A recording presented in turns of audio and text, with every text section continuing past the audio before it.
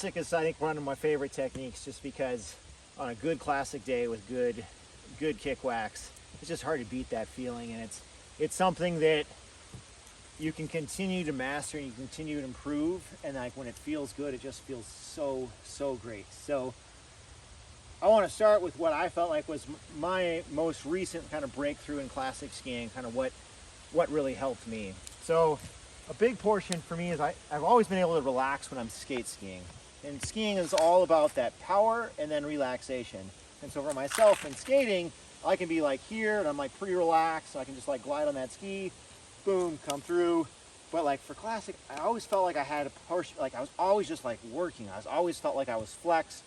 And so it's like, okay, I want to find the way that I can work and then relax. You know, it's all about that balance in life. So things that were helpful for me with that is helping with that balance. And so how can you find that point where you're gliding on one ski and yet you're in a relaxed position? So with, let's have everybody put your wheels in the dirt. I'll do that.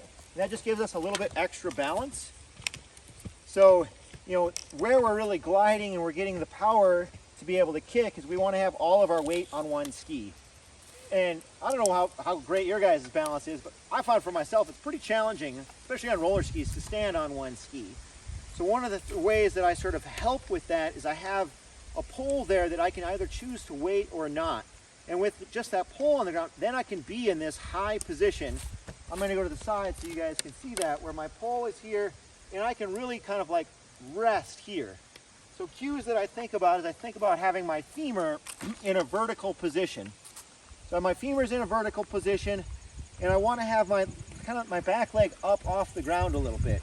So I know if I'm in this position where both skis are on the ground, this is an easy position to balance, but I have my weight back so I don't have that kick. So if I'm in this high, tall position here, then I can really drop down and smash that bug underneath my toe, and then fall forward with that that leg from behind. And because I like to always think of skiing forward, I think of being in this position here, and rather than kicking back with my left foot, I'm thinking of driving forward with the other one. So it's all about this forward skiing.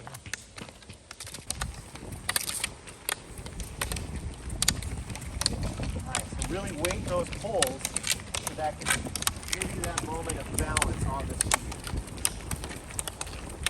I want you to think of, this is sort of an extreme, of course you have to kick my heels up. I don't necessarily want to do that, but we want to get just that back wheel on the ground. So you can kind of clasp that back wheel, try to get it on the ground. Oh, sorry, off, yeah. Sorry about that. Yeah.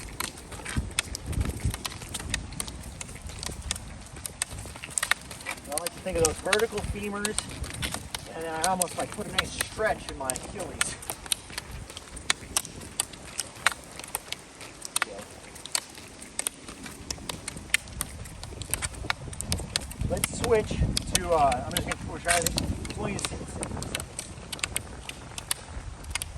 Now really focus on that relaxation. Okay, so now you have that relaxed, relaxed in your upper body. Yep. Now we're going to add the balance component. We're going to add our skis.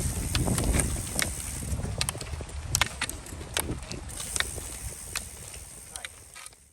We're trying to have a stable core while we're in a position where we're really only supporting ourselves on two limbs. So we have an arm and a leg. So we need all that core strength to do this. You know, we can usually do it like, okay, just right now for, 10, 15 seconds. When you think about it, the races that we're doing are, they're several hours long. And so that's one of those things that deteriorates. So core strength, I think, is one of the most important things as I'm putting less training volume in. Quite honestly, strength is not something that I enjoy as much as going out for a ski with my friends. But I think the importance of it for staying injury-free and for performance make it a really important thing to keep in your schedule. And the nice thing is, once you have it, or once you're sort of at a certain point, you just have to do, 30 minutes to an hour a week, and you can maintain it. So it goes away quickly, but it can come back quickly, and you can maintain really easily. So that core strength, I guess we'll kind of digress into what my thoughts are with strength is really focusing on planks, but with movement. So in skiing, we're in this position here.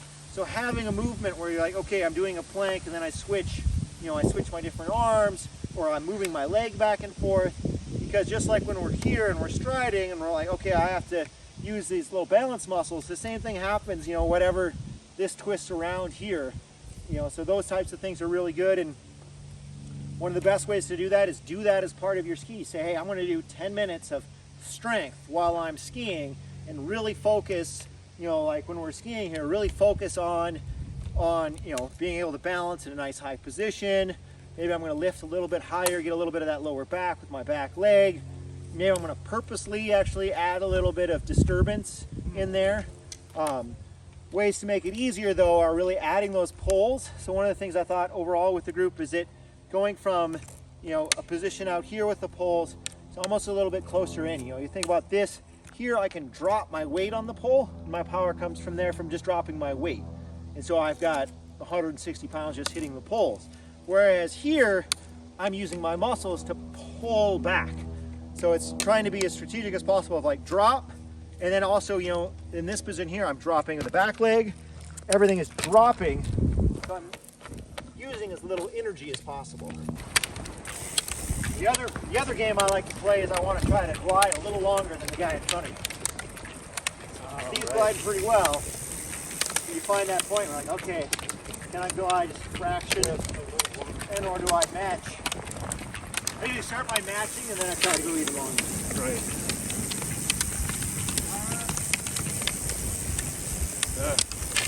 I double pull so much. It's just so hard not to switch to double pull. Yeah. Well, and this was another breakthrough I had through striding, is that normally when we're striding, we're working hard because we're going uphill. So the advantage of striding on the downhill is our effort level can be relatively easy. Oh, so but quite honestly, it's actually harder to balance because our speed is slightly greater. So this is forcing us to learn how to. So my cheats would be, or like the things that I'd say to help, you see, your arms are a little bit further forward right now. Bring them closer, really. Okay. You're saying, hey, Yuri has the camera over there. We want to show him a little bicep. Okay. And we want that bicep and that strength to come from like dropping. That's one of the things that's changed in cross-country skiing in the the last 20 years is that the upper body strength that athletes have is so much stronger. And so and try to use those biomechanics. Yes, you're really dropping into that.